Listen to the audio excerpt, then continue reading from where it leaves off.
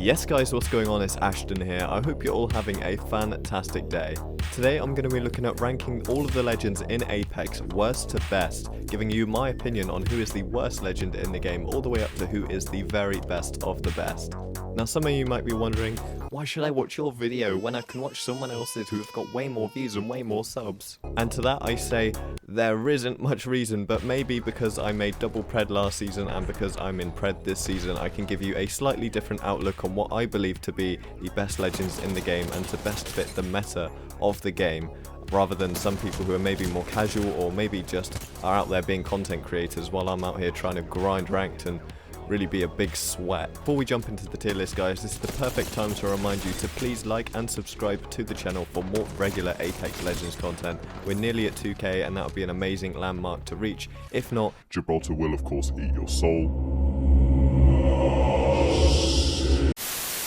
with all that good stuff out of the way, I'll leave you with some Gassy Boy ranked gameplay while I go through my Apex Legends tier list for Season 5. Coming in at the bottom in my D tier, the lowest tier that I have, there are two legends in this tier, and personally I just find these to be the least effective legends in the game. Now, it is worth mentioning right at the start here that all legends have their utilities and strong points, and I believe honestly when you're ranking them you've just got to look at what is stronger and what is better. That's not to say that these legends are entirely useless, but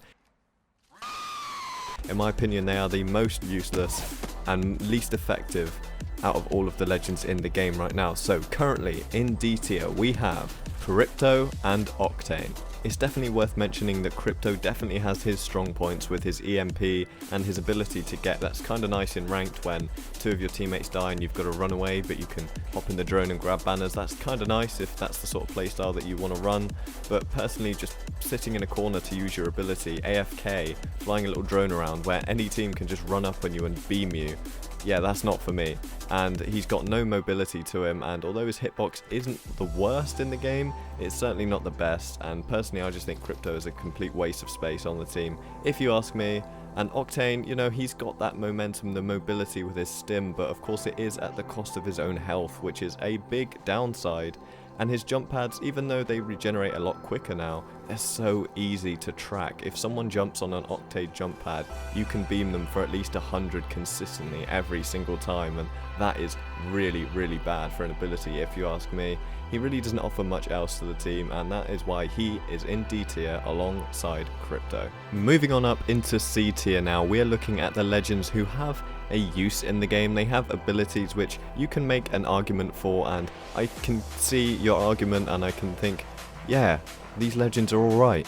But these are also legends I personally would never run and would definitely not run in my team for a ranked match. So here we are in the C tier, we have three legends in this tier, and in this tier we have Revenant, Mirage and Bloodhound.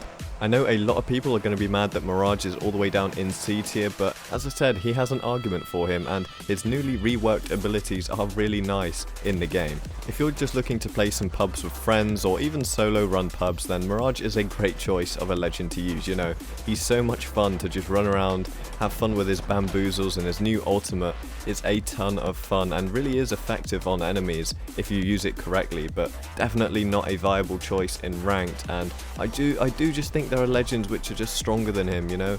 You have movement abilities and hello there. Abilities that can help the team out, and although his new abilities are much better and certainly do help the team more, especially with his Invisi-Res, I do just think he's a little bit too weak for a team-based game. So personally, that's why he's down in C tier for me, but definitely a fun legend and one that I know a lot of people have a ton of fun using, and it's definitely more viable now than he was a few weeks ago. Bloodhound of course is in a much better position than they once were. With all of the recent buffs that we've had to Bloodhound, of course they are much more viable in Season 5 with this really nice wide range of scan, and the ultimate of course now being able to be extended with the more kills you get, and that's really nice for Bloodhound. I'm really glad that they've got a really nice set of abilities now. The scan especially, in my opinion, is Bloodhound's strong point. That is what makes her slightly viable in ranked. The issue I have with Bloodhound is of course the ultimate and the amount of noise it makes when you pop the ultimate, because the whole lobby knows that you're in Bloodhound ultimate mode when you pop it, and the passive for me is a little bit lackluster because the tracking is nice, but I just think there are stronger passive abilities in the game that other legends can offer, and I do think other legends can offer more for the team than a Bloodhound can. So we're putting Bloodhound down in the C tier along with Revenant and Mirage. And talking of Revenant, when you look at Revenant's abilities, you would think that he would be an extremely viable and strong legend in the game, and you'd be forgiven for thinking that, because honestly, I don't think Revenant's all that good. Now, his ultimate is very strong when used correctly, and I think it takes a really good Revenant to use his ultimate correctly, and it takes a lot of team cohesion and teamwork to really pull it off effectively, and that is the problem with Revenant. It's an outrage! It's a scandal! Because if you're running Revenant in a solo squad team, or maybe with a duo but playing with a random squad mate, you can't use the ultimate effectively. And in ranked it can be used effectively as well, but of course if a Caustic just sits on the other side of the Revenant ult with his gas barrels, then he can cause a lot of trouble. And even though they buffed the ultimate so that they don't have like 10 HP when they come back through, which is ridiculous that was even a thing, by the way, I still do think that Revenant is just not as strong as other characters. Of course he offers the totem for the team, and the totem can be used correctly, but I feel like it's quite hard to do it effectively against a very good team. So his passive ability climbing higher is nice. It doesn't really feel that much higher, you know. It's noticeable, but not that noticeable to the point where I would say that it deserves its own passive ability. Maybe he can have something else on top of that to make him even stronger. His tactical ability is nice and can definitely cause problems for the other team if you land a big one in between all of them, but maybe just, you know, all of his abilities together are okay. Revenant is an okay legend. He's not amazing, but he can definitely have his uses, and that is why he's in the C tier along with Bloodhound and Mirage. Moving on up now into the B tier, and this is when we are talking about the really meta legends. Anything beyond B tier is very much meta and usable in Apex Legends, and you can definitely build a case for them being up there with the best legends in the game. Now, the B tier, they just cut short of A tier and S tier. Okay, S tier are just far beyond all the rest of the other legends in the game, but the B tier legends are very usable, and nobody would question if you decided to use them in a game or even in a ranked game. You know, they're very usable and definitely a good choice for the team. So, in B tier, we have Lifeline, Loba, and Bangalore. Now, of course, I couldn't start off B tier without Loba, everyone's favourite legend right now, and she is definitely a very fun and usable legend in the game, and it makes a change for one of the newly added legends to be so much fun and so usable right from the get-go on release. Her bracelet ability is definitely very nice. You can get some really good range on it, and although it has its drawback with the animation being played every time you throw it, you know, it's still a very nice ability, especially to get in and out of fights really fast. Her passive is certainly very useful, being able to see purple and gold items through walls. Of course, if you're a player like me, you're probably just going to loot everywhere all the same, so it doesn't really matter for those kind of long time Apex players. They already know where all the loot spots are, but definitely a nice ability. If maybe you've missed something, you catch a purple or gold out of the corner of your eye, it can be game changing, so it's definitely a useful passive ability for sure.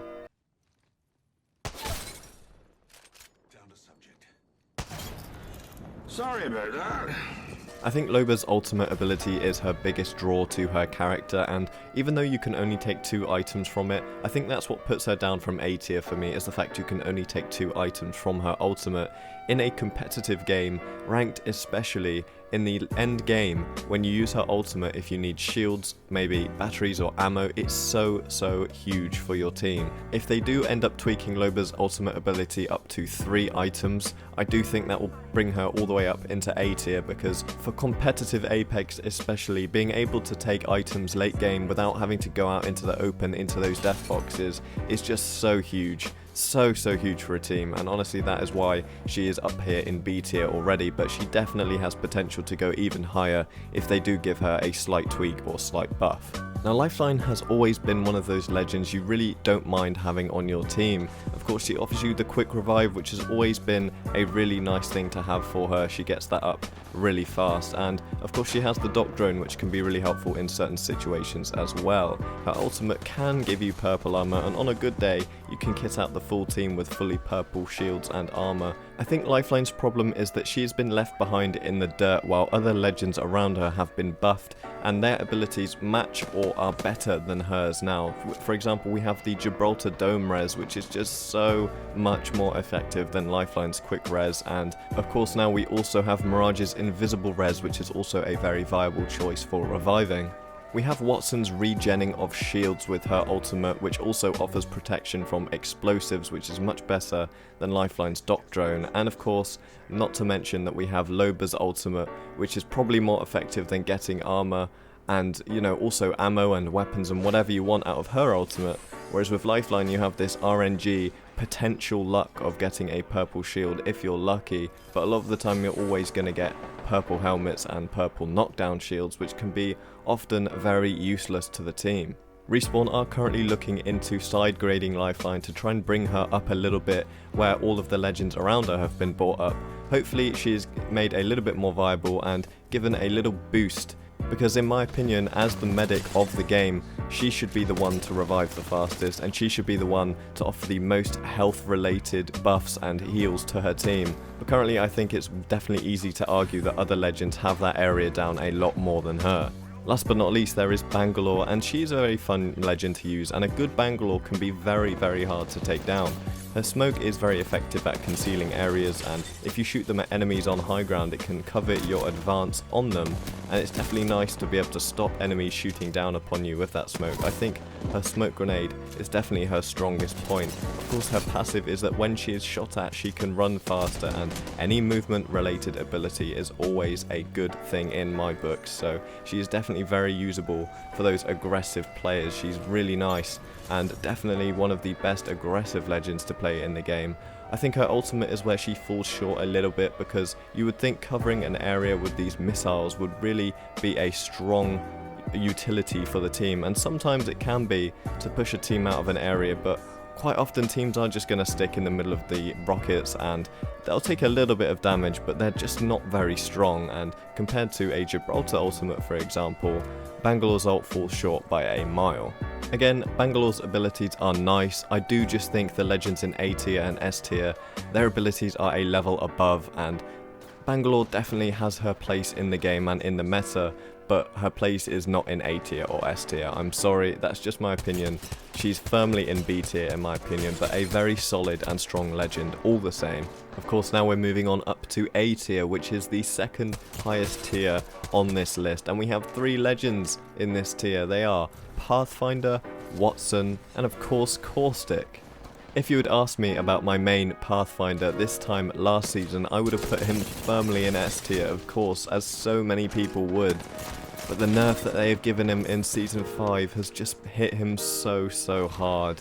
Although in my opinion he is still very usable, and 30 seconds on his grapple is a bit too much, he is still very viable in the game. You know, he has the zip line which can get you onto any high ground at any point, which is invaluable in ranked, let me tell you. Even though a lot of people are dropping him in rank now for Caustic, which we'll get onto in a minute, he's still very viable and he can still offer a lot for the team.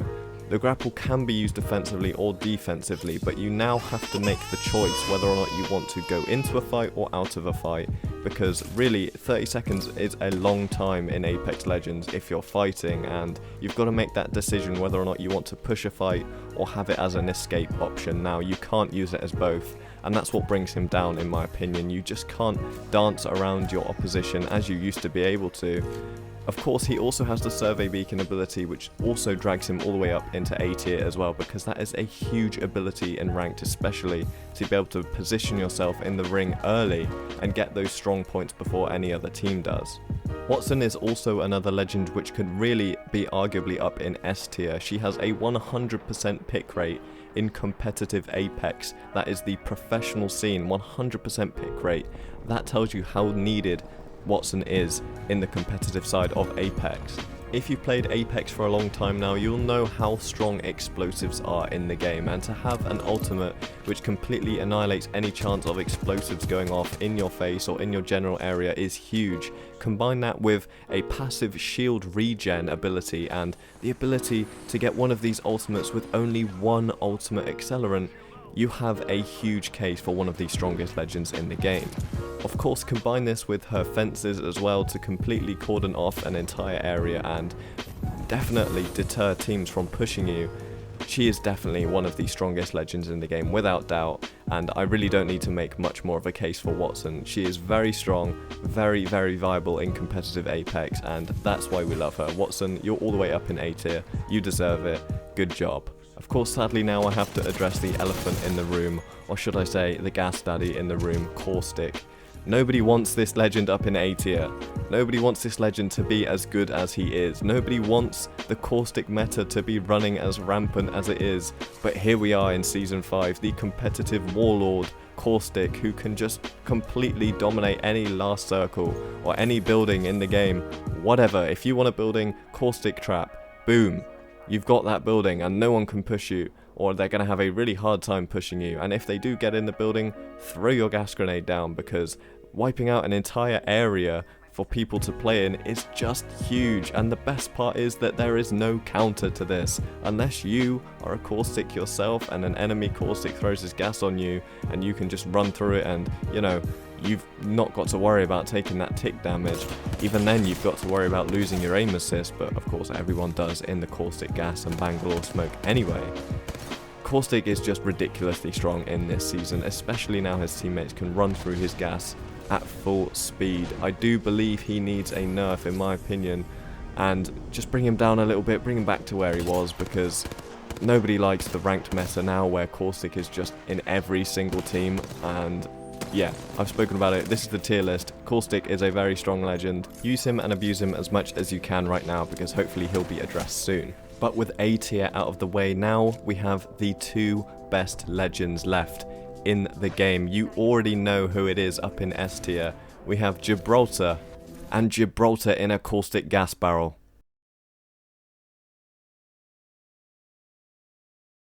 Of course, you know the other legend is actually Wraith, not Gibby in a gas barrel, but Gibby in a gas barrel do be kind of scary though, so watch out for him.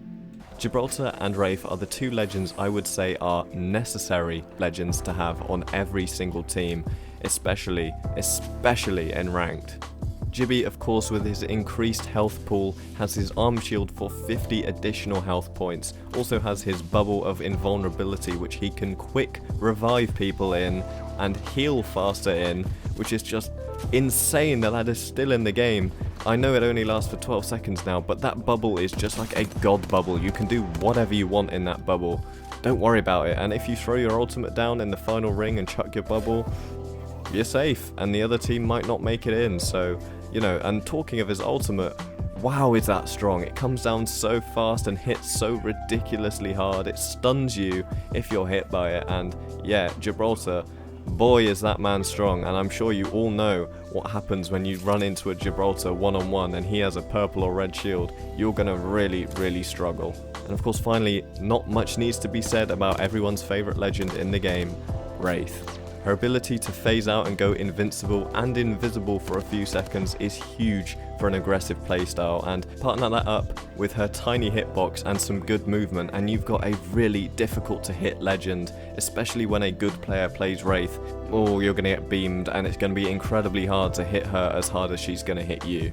It's definitely worth mentioning Wraith's passive, as it is actually really useful to know if a team is watching you from afar. It can help stop you getting jumped and third-partied, which is nice, and definitely to know that traps around the corner or something is wrong is definitely a really nice ability for a legend. It's definitely not overpowered, it's really subtle, but I definitely think it's hugely effective and hugely handy to have on your team. But of course, Wraith's main selling point is her portal. To be able to transport her entire team anywhere, especially late game, because she can phase while she's running with her portal, so she's impossible to hit. You can port her entire team into a newly safe location, or even round through the ring when it hits too hard and your team can't run through it. That's just huge. That is just absolutely necessary to have on any team for safe rotation.